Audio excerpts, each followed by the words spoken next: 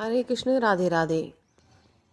भाई जी कहते हैं, एक गुजराती सज्जन निम्नलिखित प्रश्नों का उत्तर बड़ी उत्कंठा के साथ चाहते हैं। नाम प्रकाश न करने के लिए उन्होंने लिख दिया है, इसलिए उनका नाम प्रकाशित नहीं किया गया है।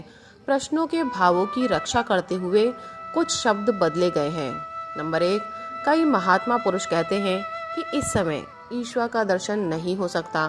क्या यह बात मानने योग्य है? यदि थोड़ी देर के लिए मान लें तो फिर भक्त तुलसीदास और नरसिंह मेहता आदि को इसी कलयुग में उस श्याम सुंदर की मनमोहनी मूर्ति का दर्शन हुआ था। यह बात क्या असत्य है? नंबर 2, जैसे आप मेरे सामने बैठे हो और मैं आपसे बातें कर रहा हूँ, क्या प्यारे कृष्ण चंद्र का इस प्रकार दर्शन होना संभव है? यदि संभव है तो हमें क्या करना चाहिए जिससे हम उस मोहिनी मूर्ति को शीघ्र देख सके?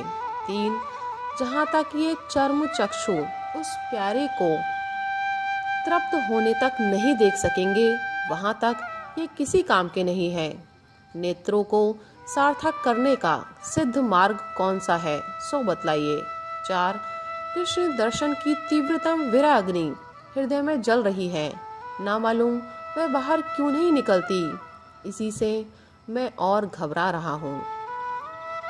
इन प्रश्नों के साथ उक्त सज्जन ने और भी बहुत सी बातें लिखी हैं, जिनसे विदित होता है कि उनके हृदय में भगवत दर्शन की अभिलाषा जागृत हुई है।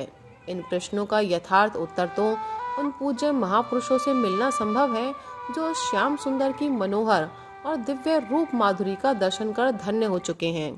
परंतु महापुरुषों की अनुभव युक्त वाणी से जो कुछ सुनने में आया है, उसी के आधार पर इन प्रश्नों का उत्तर देने की कुछ चेष्टा की जाती है। प्रश्नकर्ता सज्जन ये प्रश्न करके मुझको जो भगवत चर्चा का शुभ अवसर प्रदान किया है, इसके लिए मैं उनका कृतज्ञ हूँ। चारों प्रश्नों का उत्तर पृथक पृथक न लिखकर एक ही साथ लिखा जाता है। भाई जी कहते हैं, मेरा दृढ़ विश्वास है कि इस युग में भगवान के दर्शन अवश्य हो सकते हैं, बल्कि अन्य युगों की अपेक्षा थोड़े समय में और थोड़े प्रयास से ही हो सकते हैं। भक्त शिरोमणि तुलसीदास जी और नरसिंह मेहता आदि प्रेमियों को भगवान के प्रत्यक्ष दर्शन हुए हैं, इस बात को मैं सर्वथा सत्य मानता हूँ। यदि भक्त चाहे तो वह दो मित्रों की भांति एक स्थान पर मिलकर भगवान से परस्पर वार्तालाप कर सकता है। अवश्य ही भक्त में वैसी योग्यता होनी चाहिए। भक्तों के ऐसे अनेक पुनीत चरित इस बात के प्रमाण हैं। भगवान के शीघ्र दर्शन का सबसे उत्तम उपाय दर्शन की तीव्र और उत्कट अभिलाषा ही है।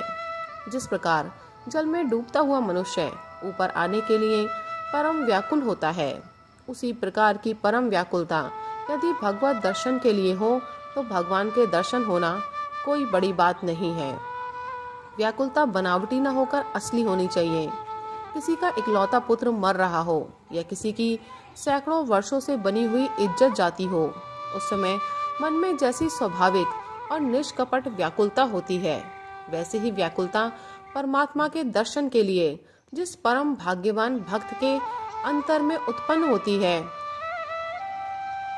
उसको दर्शन दिए बिना भगवान कभी नहीं रह सकते। ऐसी व्याकुलता तभी होती है जबकि वह भक्त संसार के समस्त पदार्थों से परमात्मा को बड़ा समझता है।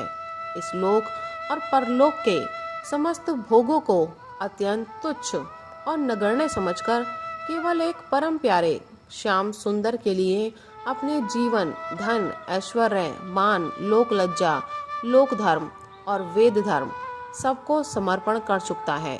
देवर्षि नारद जी ने भक्ति का स्वरूप वर्णन करते हुए कहा है, अपने समस्त कर्म भगवान को अर्पण कर देना और उन्हें भूलते ही परम व्याकुल होना भक्ति है।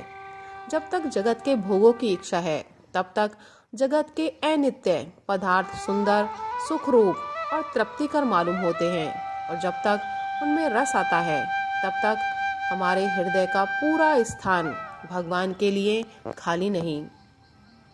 गोसाई तुलसीदास जी ने लिखा है, यदि मुझे भगवान राम प्यारे लगते तो श्रृंगार आदि नवो रस और अम्ल आदि छह रस नीरस होकर सारहीन फीके हो जाते।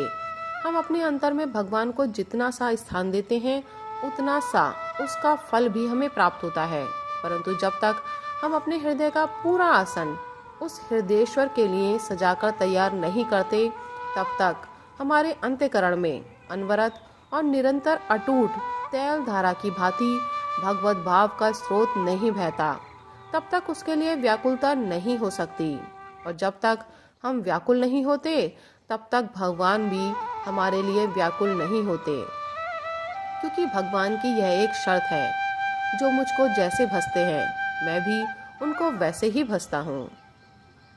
जब भक्त प्रेम में तन्मय होकर मतवाले की तरह घर बार, स्त्री पुरुष, लोक परलोक, हर्ष शोक, मान अपमान आदि सबका विसर्जन कर उस परमात्मा के लिए परम व्याकुल होता है, एक क्षण भर के विछोह से भी जो जल से अलग की हुई मछली के समान छटपटाने लगता है, भक्तिमती गोपियों की भांति जिसके प्राण विरह वेदना से व्याकुल हो उठते हैं, उसको भगवान के दर्शन अत्यंत शीघ्र हो सकते हैं।